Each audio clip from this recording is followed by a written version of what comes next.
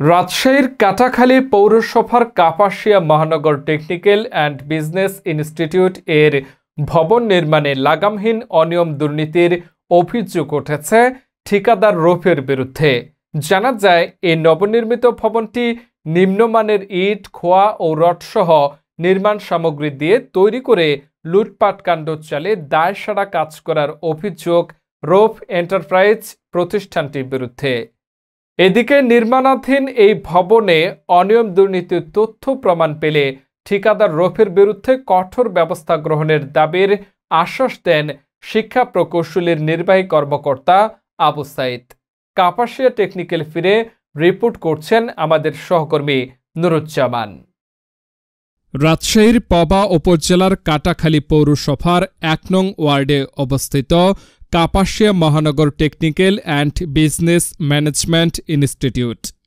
সূত্র বলছে, ফ্যাসিস্ট আওয়ামী লীগ সরকারের আমলে এই প্রতিষ্ঠানে ভবন নির্মাণের জন্য ১,১৩,০০,০০০ টাকায় কাজটির টেন্ডার পান রৌফ এন্টারপ্রাইজ ঠিকাদার প্রতিষ্ঠানের প্রোপাইটার মোহাম্মদ রৌফ। সরেজমিনে গিয়ে জানা যায়, তিনি এই ভবনটির দায়িত্ব পাওয়ার পর থেকে নিম্নমানের ইট, খোয়া ও রড সহ নির্মাণ সামগ্রী দিয়ে এই প্রতিষ্ঠানের ভবনটির কাজ নির্মাণ করে আসছেন।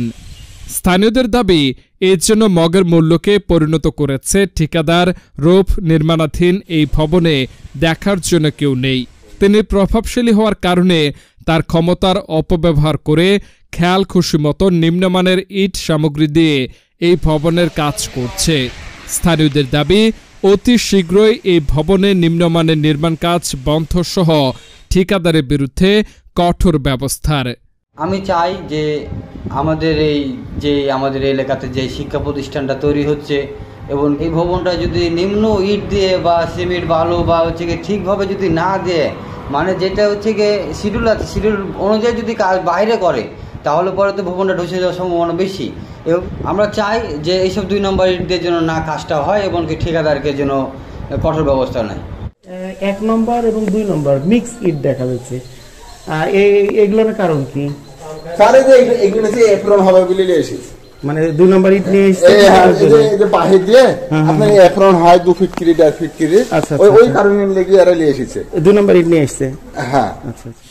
ভবনটিতে নিম্নমানের ইট সামগ্রী দিয়ে কাজ করার অভিযোগের বিষয়ে জানতে চাইলে ঠিকাদার রৌফ এসটিভিকে বলেন, ৪ নম্বর ৬ নম্বর ইট, ঠিক আছে, ইঞ্জিনিয়ার মানুষ, তারপরে তো বুঝে নি, ঠিক আছে, বুঝে নিচ্ছি।